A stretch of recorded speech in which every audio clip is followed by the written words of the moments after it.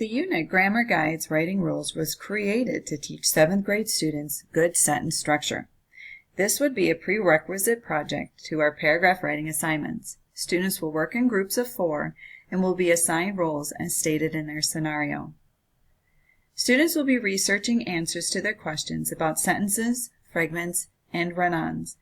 Their goal is to teach these skills to English language learners and special education students through the use of instructional videos, interactive websites, online quizzing, or another option of the student's choice. This unit focuses on 3 essential questions the students will research and demonstrate their understanding of.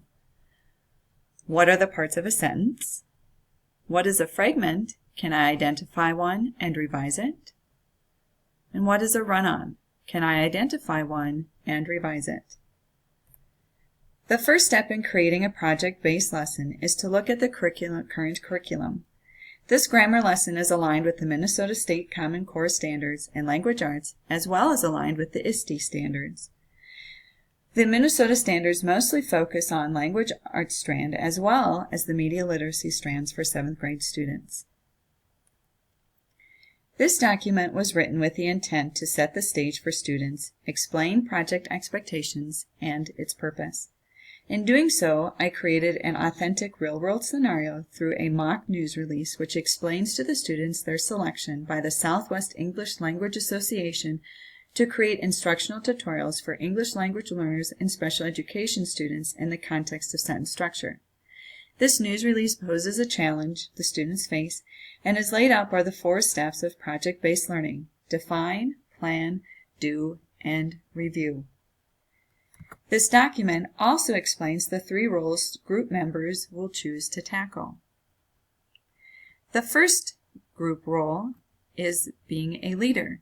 This person is responsible for organizing the tasks to complete in a timeline, keeps the group on task, encourages group members, and assists in all other areas but does not take over. The researcher would include 2 group members. Their job is to find the content to use as credible research. They assign reading tasks to other group members, and they also gather and keep track of data, notes, and content created by the group. The final role is the designer. This would be the group's student tech lead person. This person is responsible for designing the final product, assigning which group member is responsible for adding content to the final product, is responsible for the color scheme, the layout, and also revising the content and the layout of the project.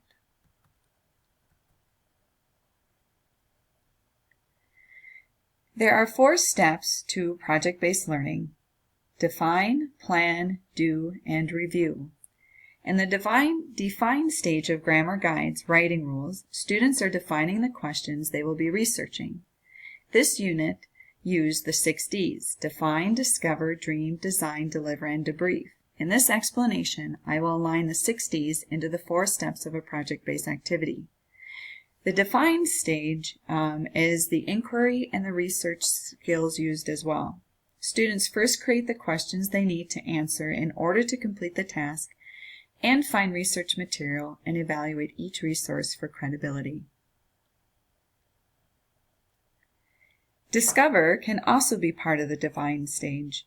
Students will have to discover elements that might hinder students from understanding English rules for sentence structure. For example, if a student's first language is Spanish, how does the sentence structure rules in Spanish differ than in English? How might those rules confuse an English language learner? Students will have to ask these questions, research, and connect how different language rules can confuse English language learners. Prior to moving into the dream stage, students will have to identify a minimum of 3 ways to fix fragments and run-ons. Students will have to explain how different languages impact English learners. These will be checked by the instructor before moving on to the next step. Dream is part of the plan phase. In this stage, students are visualizing what their final project will look like, as well as what content they will use in their instructional tutorial. Students will have to choose an audience they are gearing their tutorial to, the color scheme, the graphics they want to use, and what technology tools they will need to complete this task. Students are now at the do stage of project-based learning, or the design stage.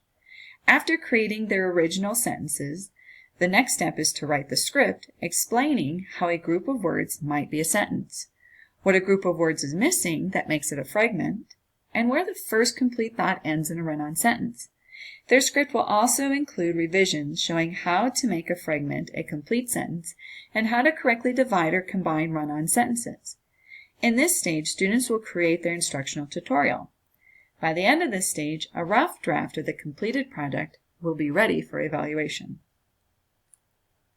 A second part of the do stage is delivering the product. Once feedback has been used to make corrections, students will deliver their products to the English language and special education teachers in the district.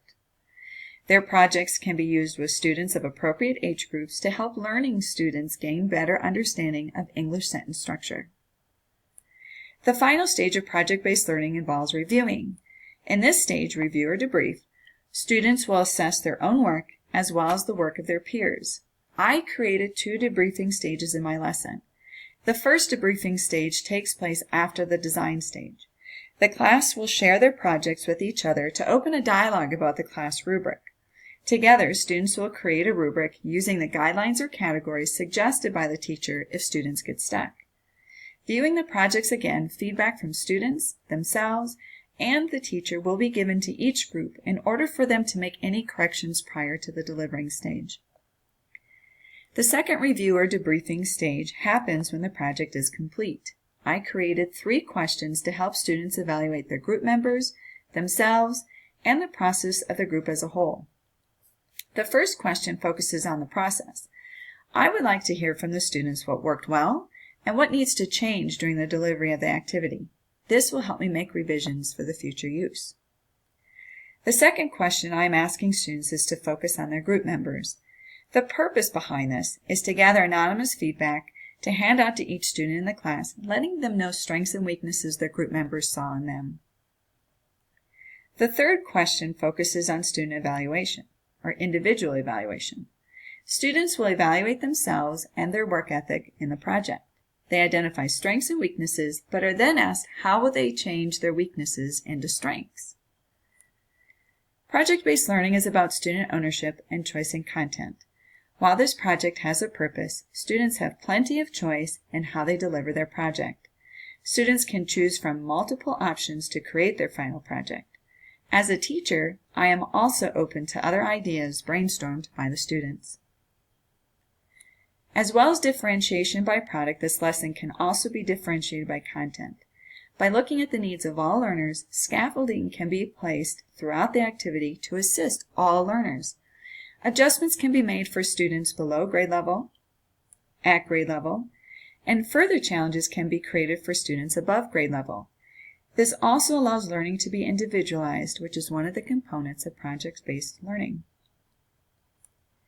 A basic rubric has been created, but specifics have not been added. This is where the class discussion will add, subtract, or change categories or descriptions in the rubric in order to gather formative and summative feedback from students and teachers. Is this activity an example of project-based learning? It uses the 6 Ds, define, discover, dream, design, deliver, and debrief, to accomplish the 4 steps of project-based learning: define, plan, do, and review. The lesson has been aligned with curriculum standards and opens students' learning to authentic real-world situations that involve the struggle many English language learners and special education students have in learning and using correct sentence structure. Going beyond just creating a project for fluff, the lesson activates students' research skills to gather information and evaluate credible information from untrustworthy sources. It creates student ownership through the activity, with students defining the problem and questions to what their final product will look like. The activity continues by asking students to create a product that can be utilized by district teachers to further help EL and special education students. This impact goes beyond the typical grade. It stretches into other classrooms and into the community, passing lessons from students to students.